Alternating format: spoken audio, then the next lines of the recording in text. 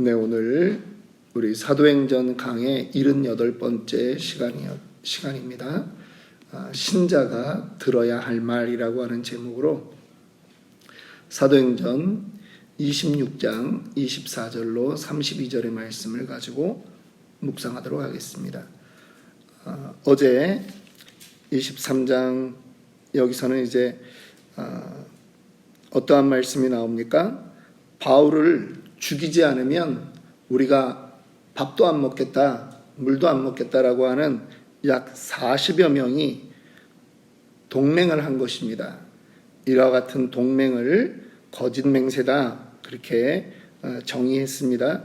그런데 그것이 바울의 외조카를 통해서 알게 되어지고 그것을 바울이 이제 천부장에게 조카를 보내서 천부장이 2명의 백부장을 불러서 이제 바울을 그 예루살렘에서 약 60-70마일 떨어진 가이사랴 지역으로 이제 도피시키게 되는 그러한 과정들을 어제 우리가 살펴보았습니다. 23장에서 24장, 25장을 뛰어넘어서 26장으로 이렇게 간 이유가 있습니다. 이제 가이사랴로 로마 병사 470명의 호위를 받아가면서 이 죄수 한 명이 가이사랴 그 정확한 개념으로 보면 예루살렘에도 왕궁이 있지 않습니까? 그런데 가이사랴에는 행궁이라고 있어요. 그래서 때로는 그쪽에 가서 또 정치를 하는 그러한 일들이 있는데 그쪽 이제 가이사랴에 가서 총독 앞에 서거나 또 사람들 앞에서 이제 바울이 계속 서서 자기의 그 믿음에 대한 것, 왜 지금 이 문제가 이렇게 생겼는가에 대한 것들을 바울이 계속 항변합니다.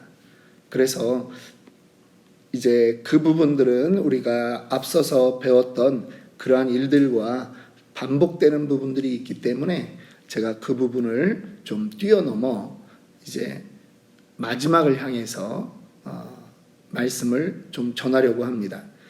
광고 겸 또 이렇게 말씀을 이렇게 좀 드리면 이제 오늘이 금요일이죠.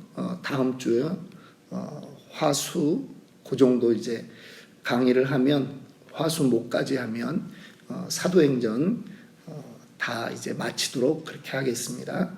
그리고 나면 바로 이어서 내 생애 최고의 30일이라고 하는 제목으로 30일간 좀 우리 인생에 생각해 봐야 될 30가지 키포인트, 키워드를 가지고 말씀 전하는 것을 진행을 하려고 합니다. 그렇게 30번 말씀을 전한 다음에는 다시 성경으로 돌아와서 로마서를 다시 1장부터 제가 예전에 로마서는 주일 설교 때 했던 적이 있습니다만 이번에는 좀 더 세세하게 약 한 50회에 걸쳐서 로마서를 올해 연말까지 그렇게 하도록 할 계획입니다. 지금 이제 주일날은 출애굽기를 하는데 다음 주 정도면 출애굽기도 저희가 이제 10계명에서 대략 다 마치고 그 다음에는 이제 9월부터는 서신서로 넘어갈 계획입니다. 사도행전 지금 26장 24절로 32절까지의 말씀인데요. 지금 우리가 참 이 말씀을 보면서 느껴지는 것이 있어야 합니다. 뭐냐면 바울이 회심하자마자 아나니아라고 하는 사람이 와서 바울의 그 가려진 눈을 보게 하죠. 그런데 이 사람이 하나님으로부터 받았던 그 바울의 사명에 대해서도 이야기해 줍니다. 무슨 얘기입니까? 너는 이방인과 임금들과 이스라엘 백성들에게 복음을 전하는 그러한 사명을 받았다라고 하는 거예요. 그런데 여러분 지금 되어지는 일들을 한번 보세요. 바울이 이스라엘 사람들에게도 복음을 전했고요. 그 다음에 바울이 처음 데뷔한 것은 안디옥 지역에서 시작이 되었는데, 이 지역들은 디아스포라 유대인들이 있는 그러한 지역입니다. 거기서뿐만 아니라 그가 1, 2, 3차의 전도 여행을 통해서 많은 이방인들에게 복음을 전합니다. 근데 우리는 그냥 표현이 이방인과 임금들과 이스라엘 백성들 앞에서 복음을 전하게 된다 이렇게 말하니까 그것이 그냥 하나의 미사여구인 줄 알았는데 그것이 아니라는 거죠. 지금 이제 드디어 임금들 앞에서 복음을 전하는 일들이 26장에 오면 이루어지게 되는 것입니다. 일반적으로는 우리가 신앙생활을 한다고 하지만 이방인 앞에서 가능할 수 있습니다. 또 자기 동족들 앞에서 가능합니다. 그런데 임금들 앞에서 복음을 전한다라고 하는 것은 사실은 거의 불가능한 것이죠. 그런데 이미 지금 요 자리까지 올 때는 벨릭스 총독, 그 다음에 바뀐 베스도 총독, 그리고 아그리빠 왕에게 지금 복음을 전하게 되는 그 상태가 되었다라고 하는 거예요. 지금 바울도 말하지 않습니까? 오늘 본문 29절 하반절에 보면 내가 이렇게 결박된 것 외에는 모든 사람들이 나와 같이 되기를 하나님께 원하나이다 하는 거예요. 이 일들을 지금 하나님이 해나가고 있다라고 하는 거죠. 그래서 그를 하나님이 이 권력자들 앞에 계속 세워주시는 것을 우리는 보게 되는 것입니다. 말씀은 다 이루어집니다. 말씀은 하나도 버릴 것이 없습니다. 말씀은 성경에 예언한 대로 1.1핵이라도 다 이루어지게 되어 있습니다. 지금 오늘 본문은 24절 말씀을 다시 한번 읽겠습니다. 바울이 이같이 변명하며, 여기서 변명했다는 건 내가 뭘 잘못해서 말했다는 게 아니라 내 상황을 이야기했다라고 하는 거예요. 그랬더니 그 후임 총독으로 온 베스도가 크게 소리내어 이르되 바울아 내가 미쳤도다. 네 많은 학문이 너를 미치게 한다. 그렇게 지금 말하는 거예요. 베스도는요 바울의 말을 듣고서 너의 많은 학문이 너를 미치겠다 이렇게 말하고 있어요. 당시에 이 예루살렘에는 아주 양대 그 학파들이 있었습니다. 온건파인 힐렐 학파가 있고 강경파인 샴마이 학파가 있어요.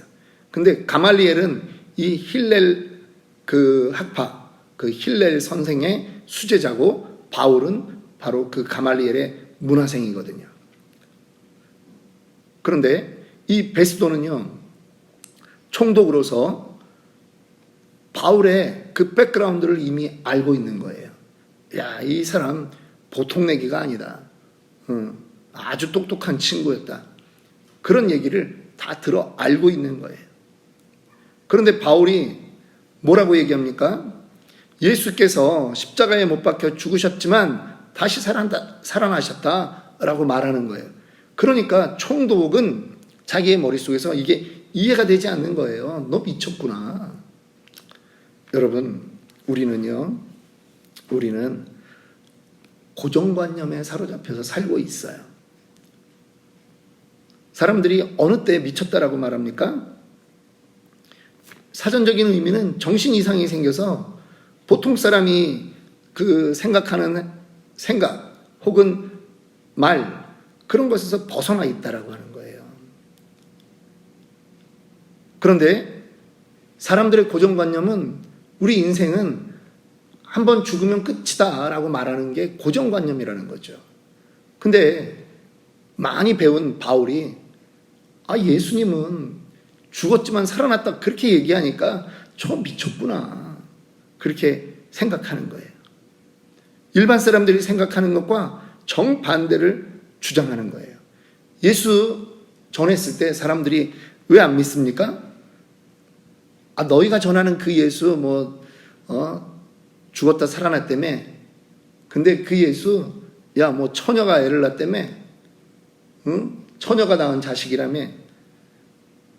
다 고정관념에 사로잡혀 있는 거예요. 그러니까 처녀가 어떻게 애를 낳냐? 애가 태어나는 거는 남녀의 관계가 있은 다음에나 가능한 일이지. 야, 그런 건 믿을 수 없다. 부활을 해? 그런 일이 있을 수 없다. 사람들은 다 그렇게 생각한다라고 하는 거죠. 죽으면 끝이라고 생각하는데 거기서 천국을 말하면 그것이 믿어지겠습니까? 근데 우리는 예수를 믿는 것이, 우리는 고정관념 속에서 사로잡힌 그런 사람이 아닌 거예요. 여러분, 우리 교회에서 3분 복음 메시지 계속 하고 있는데요. 여기 안에도 계속 우리들의 이거를 누군가에게 계속 얘기하면 고정관념을 깨는 그러한 일들이 일어난다라고 하는 거예요. 왜냐하면 사람들, 내가 형무소도 안 갔다 왔는데, 감옥에도 안 갔다 왔는데 내가 무슨 죄인이야? 그때 우리가 얘기하는 거예요. 죄인의 네 가지 그 모습이 있는데, 첫째, 만일 당신이 두려움에 사로잡혀 있다면, 둘째, 고통에 사로잡혀 있다면,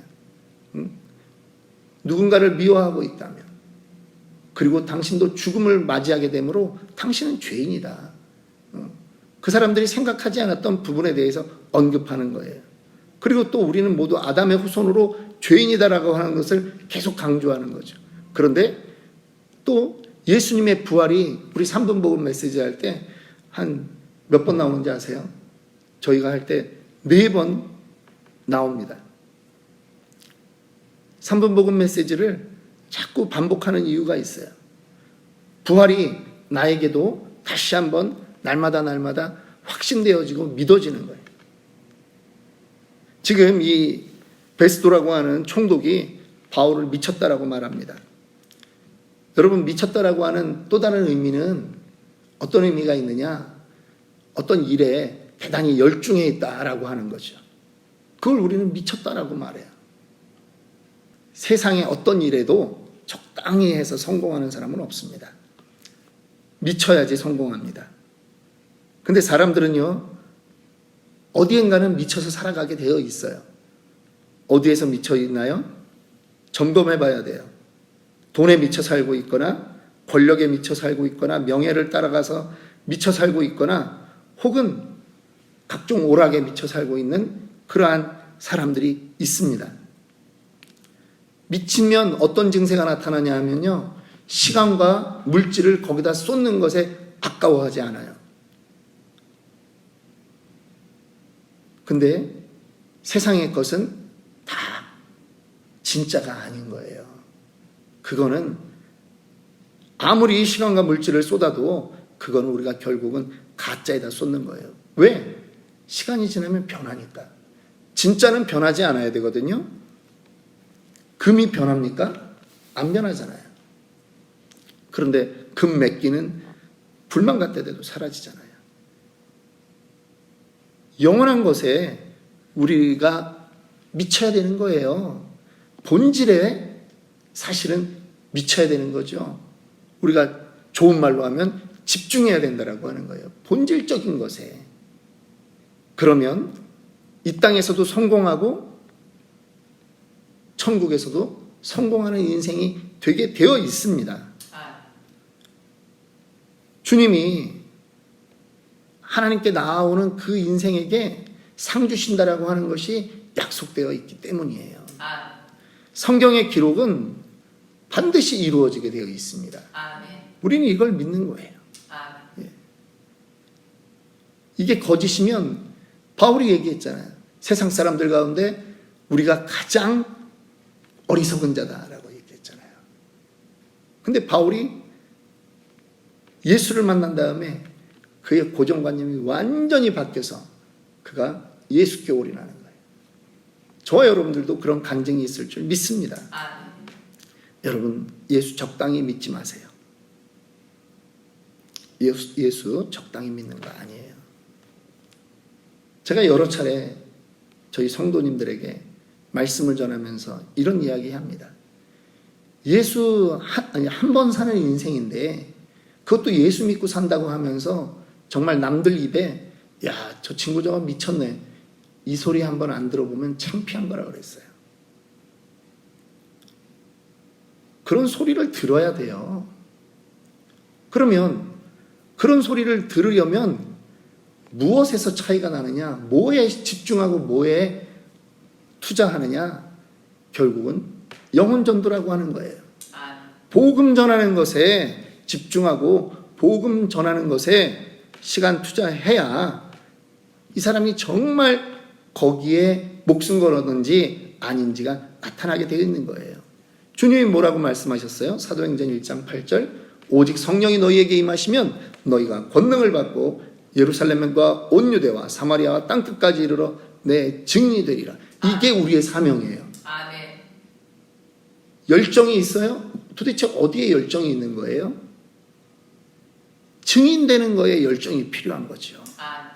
전도는요, 그 사람이 듣고 싶다고 전하고 듣기 싫다 그러면 안 전하고, 그게 아니에요. 전도의 명령권자는 천하 만물을 지으신 창조주 하나님이세요. 전도의 명령권자가 하나님이세요. 그래서 어떤 책, 전도에 관한 김두식 목사라고 하신 분이 쓴 책은 전도는 어명입니다. 왕의 명령이라고 하는 거예요.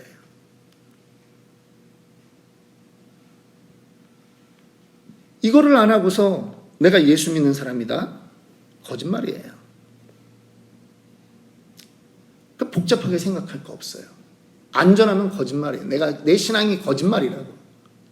내 신앙이 거짓말이에요. 오늘도 저는 우리 성도님들이 또 이 메시지를 듣는 분들이 오늘도 누구에겐가 예수 믿으세요, 그 한마디를 하기를 원합니다.